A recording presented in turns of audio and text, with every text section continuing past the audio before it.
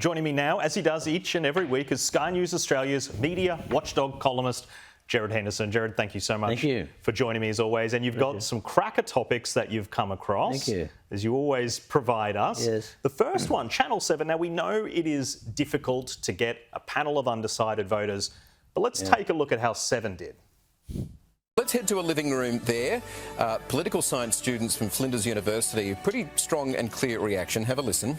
I think Dutton tells a lot of lies around nuclear energy, particularly around who's going to get these jobs. Peter Dutton just lies all the time about housing. Every single issue that he identifies with housing has the complete wrong meaning behind it. I don't think they've made their mind up yet. They seem very objectively undecided. You got a share house of political science students in Adelaide, and they're against Dutton. I mean, quell surprise, who could have imagined it?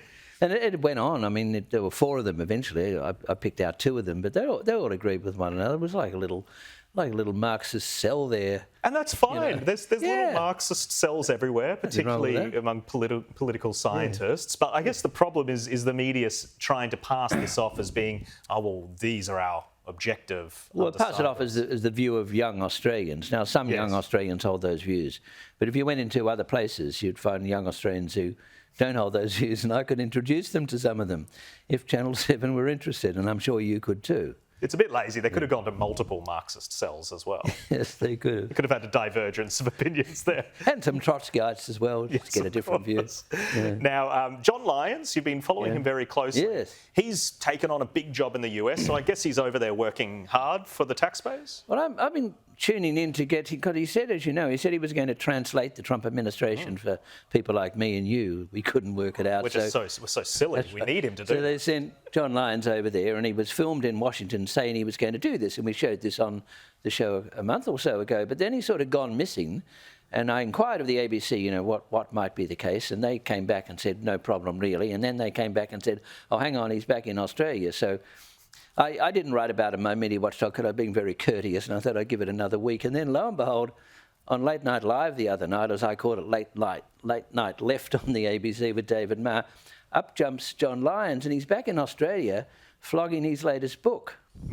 So there am I, and I presumably you, sort of waiting for a translation about not only what's happening with Trump in Washington, but also with the Canadians and the Canadian election, because he's editor North America, he's editor Americas, so he covers Americas from the north to the south.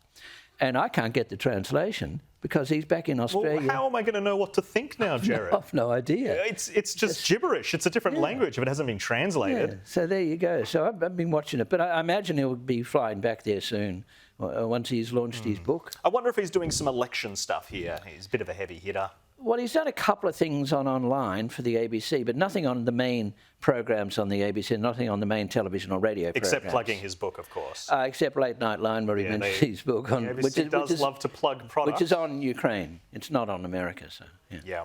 Well, also Nikki Sava, she wrote a column. I think she might have attributed a quote to Donald Trump that he probably wishes was his quote.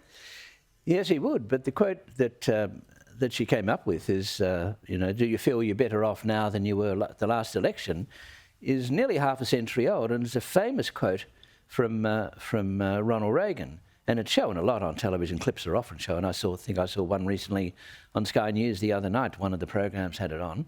So it's very well known, but Nikki Sava, writing in The Age and the Sydney Morning Herald, says that Trump's talking about this, that Peter Dutton's talking about this, and that's because he's into Trumpism, that Peter Dutton got it from Trump. But Peter Dutton didn't get it from Trump. I mean, it's very common, but if he got it from anyone, he got it from Ronald Reagan in 1980, which is nearly half a century ago. So there's Nikki Sava scribbling away, you know. Dutton's into Trump. He's just following Trumpism because he's making this comment when, in fact, it was made by Ronald Reagan when Trump was probably middle-aged or younger. Yeah. Well, doesn't that just show their depth as well? But also, I think there is a mistake on the left of the media to attribute anything which is controversial or centre-right to that of Trump. And could it just potentially be that people in Australia are not better off than they were 3 years ago, and it's an entirely appropriate, domestically organic talking point? Well, that's quite possible. But also on matters like, I mean, people say that Dutton's like Trump because of border interests, but Dutton was talking about border control before Trump became president. It was, I mean, you say sovereign borders was 2012, wasn't it? You say the other way around, that Trump's following Dutton or Duttonism, but of course no one thinks of that. I mean, it's sort of lazy journalism.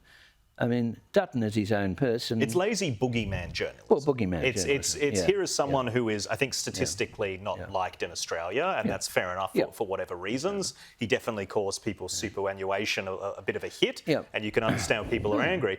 So they latch on that, and then they connect it to Dutton, and they know what they're doing. They know very much what they're doing. Dutton is taking Trump's playbook. Fortunately, it was Ronald Reagan's playbook. Yeah, and Trump is causing Dutton some problems. That's for sure, but it's not because Dutton's imitating Trump. I mean, in this instance, it had nothing to do with Trump. He's just got a good line.